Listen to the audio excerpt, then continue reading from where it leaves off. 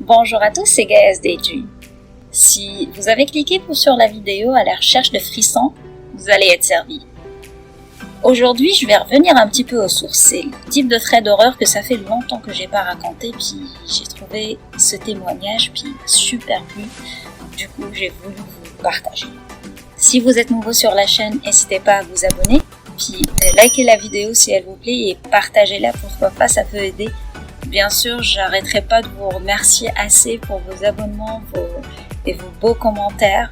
Ça me donne vraiment du baume au cœur. Sur ce, installez-vous confortablement dans votre canapé, mettez vos écouteurs, éteignez les lumières et suivez-moi du côté horrifique.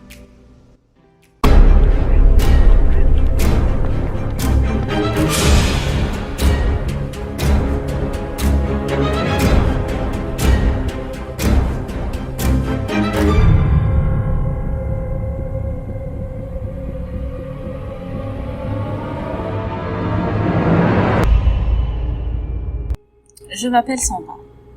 Un jour, j'ai accepté d'aller à un date qui m'a été arrangé par une collègue de travail. C'était un homme qui semblait tout à fait ordinaire de prime abord. Nous nous sommes rencontrés vers 19h et après nous être dit bonjour, il m'a dit qu'il devait s'arrêter à son appartement pour se changer car il était venu directement du travail. Alors, naïvement, je suis allée avec lui. Je pensais que ça serait l'affaire de 15 minutes max et qu'après nous irons dîner comme prévu. Mais, à ma grande horreur, après que nous soyons entrés dans son appartement, il a essayé de m'embrasser et de me caresser. Je l'ai repoussé, mais il a continué en me poussant dans sa chambre et sur son lit.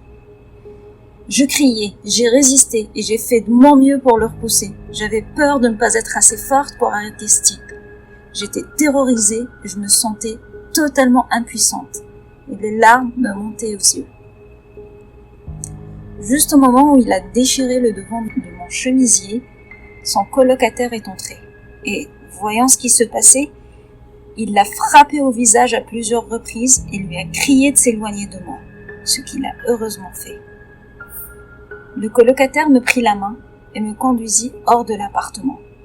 Il m'a confié que ce type était une source de problèmes constante et m'a demandé si je souhaitais être raccompagnée à la maison.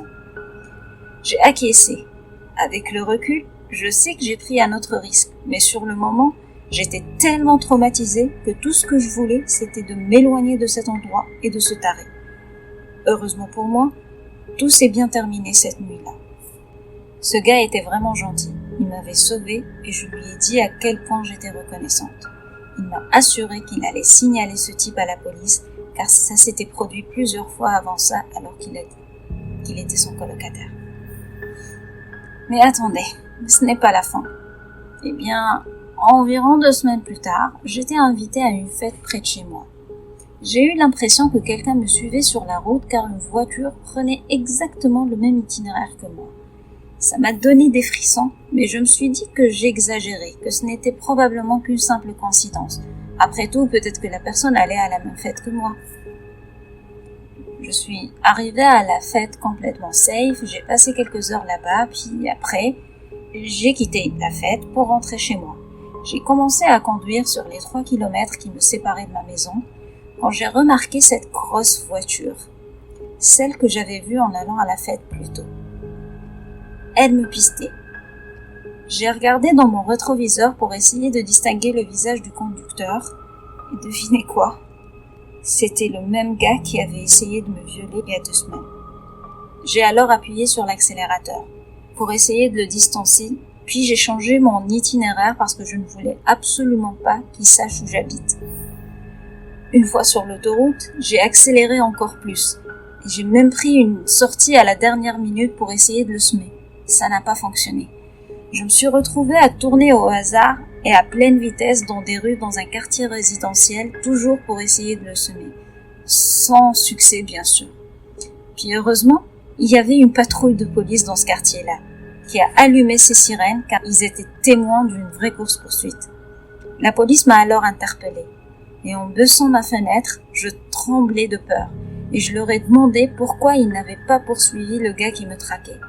Ils m'ont répondu que j'étais leur priorité et qu'ils voulaient s'assurer que j'allais bien. Je dois avouer que j'étais assez en colère qu'il n'ait pas essayé de pourchasser Staré.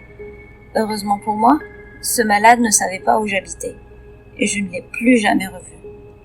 D'avoir été par 2 fois proche de la catastrophe à cause du même gars me laisse un sentiment amer et m'a appris une bonne leçon.